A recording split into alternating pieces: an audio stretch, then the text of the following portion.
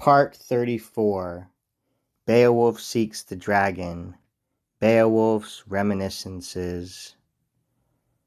We planned requital for the folk leader's ruin in days thereafter, to Eadgils the wretched, becoming an enemy. Othir's son then went with a war troop o'er the wide-stretching currents with warriors and weapons. With woe journeys cold he after avenged him.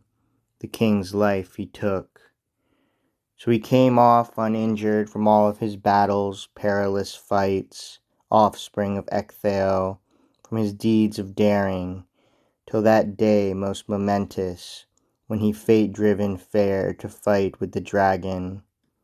With 11 companions, the prince of the Geatmen went lowering with fury to look at the fire drake.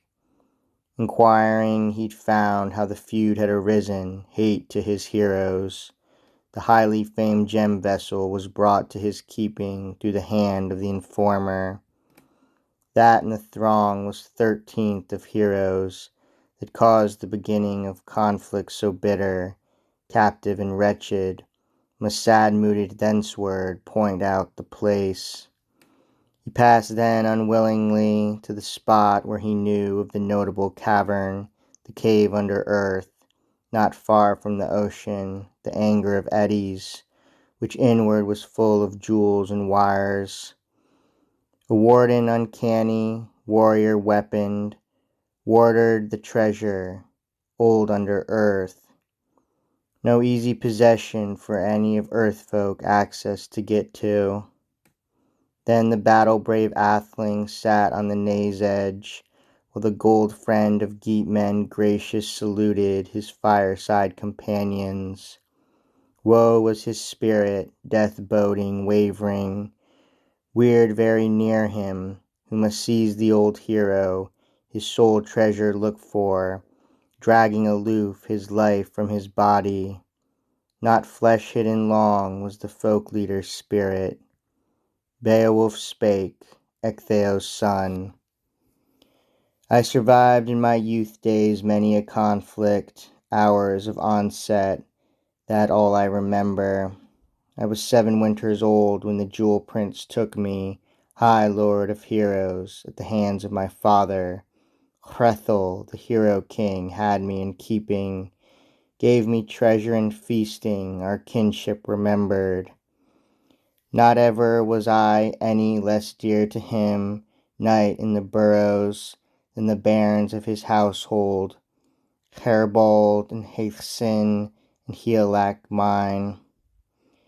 To the eldest unjustly by axe of a kinsman was murder bed strewn, since him Haethcyn from horn bow his sheltering chieftain shot with an arrow, erred in his aim and injured his kinsman, one brother the other, with blood-sprinkled spear. 'Twas a feeless fight, finished in malice, sad to his spirit. The folk prince, however, had to part from existence with vengeance untaken. So to hoar-headed hero 'tis heavily crushing to live to see his son as he rideth young on the gallows.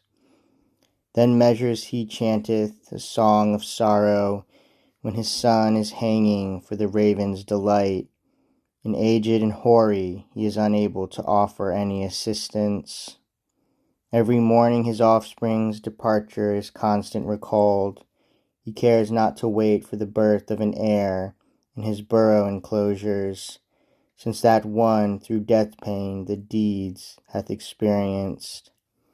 He heart-grieved beholds in the house of his son the wine-building wasted, the wind-lodging places reaved of their roaring. The riders are sleeping, the knight's in the grave. There's no sound of the harpwood, joy in the yards, as of yore were familiar.